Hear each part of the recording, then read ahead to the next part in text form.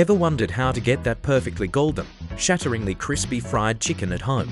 That kind of chicken that's juicy on the inside, with a craggy, crunchy crust that makes an audible sound when you bite into it.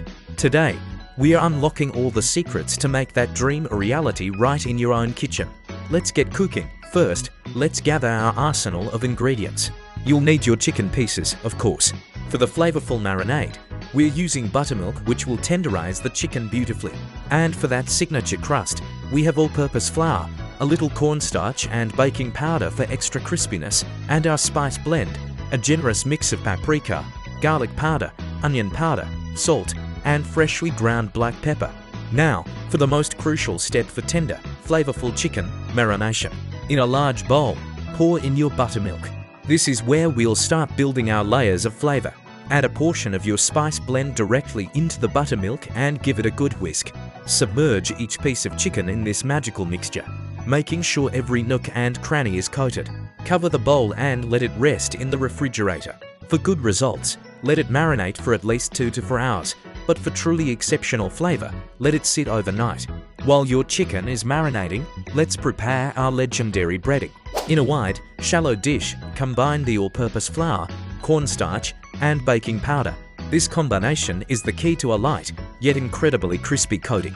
Add the rest of your savory spice blend, the paprika, garlic powder, onion powder, salt, and pepper, and mix it all together until it's evenly distributed. In a separate bowl, you can whisk an egg with a splash of water or some of the leftover buttermilk. This will act as our binder. It's time to create that craggy crust. Take a piece of chicken out of the marinade, allowing any excess to drip off. First, press it firmly into the seasoned flour mixture, ensuring it's completely covered.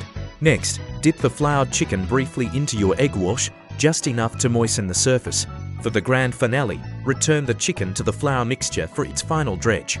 Really press the flour on, making sure to build up those little craggy bits that will become super crispy. With our chicken breaded, it's time to fry.